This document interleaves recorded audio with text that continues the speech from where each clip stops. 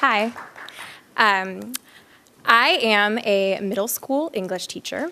Thank you. We're only out tonight on a Tuesday because it's December break. And as a middle school teacher, I often find myself asking, why is this sticky? Like, why are you sticky? Why is your desk sticky? Why did you just sneeze into your palm and then try to shake my hand? Because that's been happening a lot recently. And middle school sticky is pretty different than elementary school sticky, because as kids, transition from, young children to teenagers, a little dirt isn't cute anymore. Like they still get food on their face when they're eating, but they also just desperately need deodorant. And they still really like to go out to play at recess, but now that sweaty sneaker smell is kind of intermingled with like coconut, Bath and Body Works, Axe, like the scent of adolescence. But in all seriousness, middle school can be a really, really tough time for kids. As kids realize that they are not the center of the universe, I see things kind of go in two ways.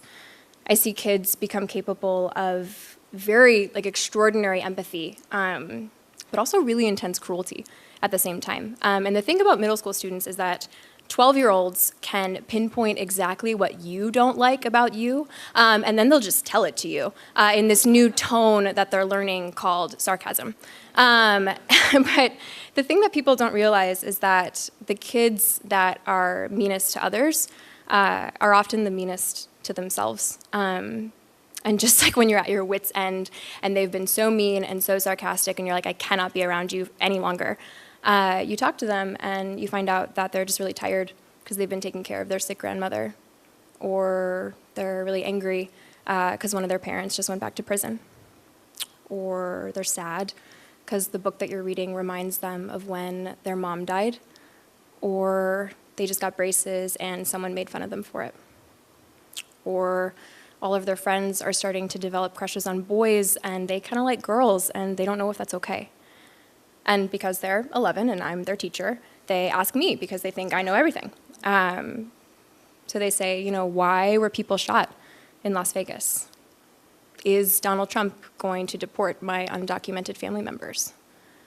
Ms. Smogard, have you ever felt invisible before because they think that if I survived what they're going through, then maybe they can survive it too?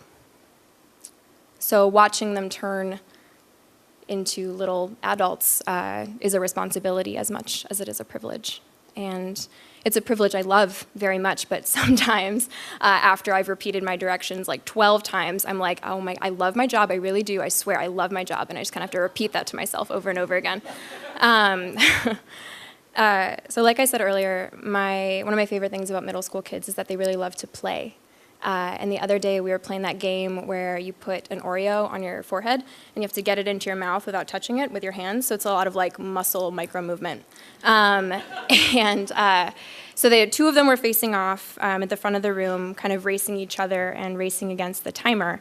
And at one point, Jaden has it on his face, it's on his cheek, and he can't go anywhere from there.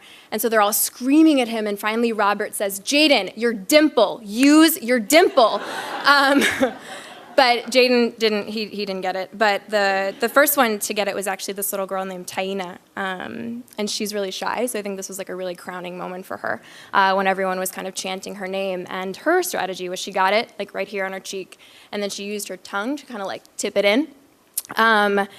And in a moment that kind of encapsulated middle school innocence, I heard some of the more competitive boys debriefing, and they said, and I quote, "The key is to use more tongue at the end," which is just something you never want to hear middle school students say ever.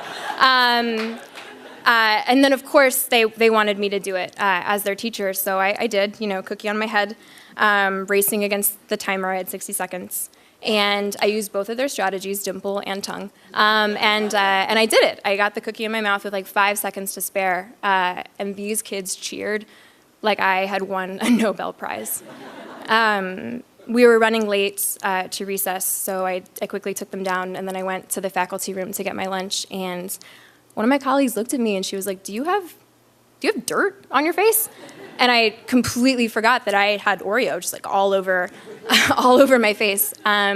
So laughing and, wiping it off, I just had this moment where I realized there is nothing I would rather be doing than spending my days with these smelly, sarcastic, weird, inspiring, just like epically human kids. And I thought, in spite of the dirt, or even because of the dirt, I love my job. I love my job. I love my job. Thank you.